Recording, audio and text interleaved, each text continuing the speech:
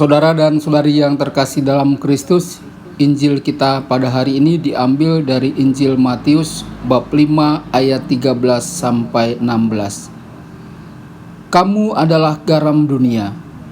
Jika garam itu menjadi tawar, dengan apakah ia diasinkan? Tidak ada lagi gunanya selain dibuang dan diinjak orang. Kamu adalah terang dunia. Kota yang terletak di atas gunung tidak mungkin tersembunyi. Lagi pula orang tidak menyalakan pelita, lalu meletakkannya di bawah gantang, melainkan di atas kaki dian, sehingga menerangi semua orang di dalam rumah itu. Demikianlah hendaknya terangmu bercahaya di depan orang, supaya mereka melihat perbuatanmu yang baik dan memuliakan Bapamu yang di surga. Berbahagialah orang yang mendengarkan sabda Tuhan dan tekun melaksanakannya. Sabdamu adalah jalan, kebenaran dan hidup kami.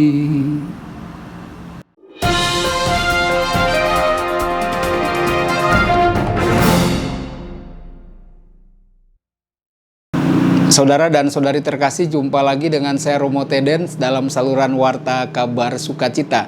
Semoga Anda semua dalam keadaan sehat dan berbahagia. Baru saja kita mendengarkan Injil hari ini dari Injil Matius bab 5 ayat 13 sampai 15. Saudara-saudari, hari ini dalam Injil Matius kita menerima instruksi penting tentang misi gereja sebagai murid-murid Yesus. Murid-murid Yesus mestilah menjadi garam dunia dan terang dunia. Garam itu tidak ada untuk dirinya sendiri. Garam itu ada untuk memberikan rasa pada makanan. Begitupun dengan cahaya atau terang. Cahaya atau terang itu tidak ada untuk dirinya sendiri, tetapi untuk menerangi orang lain. Pada saat Matius menulis Injilnya, misi ini sangat sulit untuk dilakukan bagi masyarakat Yahudi yang telah bertobat. Meskipun mereka hidup dalam ketaatan dan kesetiaan pada hukum Musa, namun mereka menjauh dari sinagoga dan masa lalu Yahudi. Maka ada yang mengatakan setelah kedatangan Yesus, hukum Musa tidak berlaku lagi. Semua ini menimbulkan ketidakpastian dan ketegangan. Kemudian muncul pertanyaan, apa misi kami? Saudara dan saudari, Matius mau menolong mereka melalui perikopa hari ini, dan juga tentunya ditujukan kepada kita yang hidup di zaman kini. Saudara dan saudari terkasih, jika kita adalah pengikut Kristus yang menjalankan sabda bahagia, maka kita memiliki peran penting untuk menjadi garam dunia. Kita sebagai pengikut Kristus adalah agen penyedap. Kita mesti membawa rasa khas, yakni kehendak Allah bagi semua dimensi kehidupan di dunia ini. Kita mestilah membuat hidup ini menjadi enak. Garam menjadi berguna jika bersatu dengan daging atau ikan sebagai pengawet. Agar hidup kita berguna, maka kita mestilah terlibat dalam kehidupan di dunia ini dan aktivitas kita di dunia ini.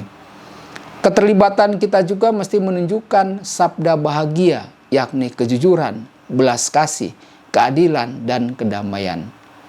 Hal ini dalam kenyataan tentu saja bisa membahayakan posisi kita di dunia ini. Namun saudara-saudari, menghindari resiko ini dengan mencari aman bukanlah sikap murid-murid Kristus. Dalam Matius bab 5 ayat 10-12, Yesus sudah mengatakan kepada kita tentang penganiayaan atau kesulitan yang akan kita alami. Namun kita mestilah tetap mempertahankan kekhasan kita itu. Saudara dan saudari, kita juga adalah terang dunia. Pengikut Kristus tidak mencari dan mempertahankan kekudusan pribadi sendiri saja. Kita mesti menyentuh kehidupan semua orang yang berada di sekitar kita. Kita bersaksi tentang Kristus dimanapun kita berada dan beraktivitas.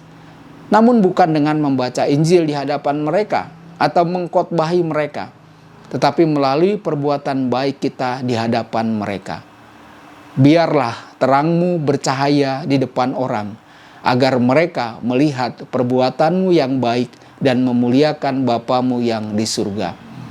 Perbuatan baik kita kepada sesama siapapun mereka dan perjuangan kita untuk mewujudkan nilai-nilai kerajaan Allah, kasih, keadilan, kebenaran, solidaritas, mestilah bersumber dari relasi kita kepada Allah, baik secara personal dan dalam komunitas umat beriman.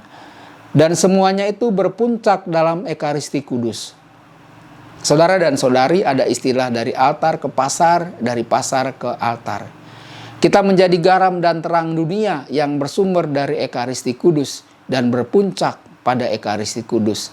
Dan semua itu kita lakukan semata-mata demi kemuliaan Allah. Saudara dan saudari terkasih, semoga firman Allah ini mengingatkan keberadaan kita. Apakah kita selama ini telah melakukan perbuatan baik di dalam kehidupan kita di dunia ini sebagai murid-murid Yesus. Tuhan Yesus memberkati Anda semua. Sabda Allah adalah kebenaran. Sabda Allah adalah kehidupan.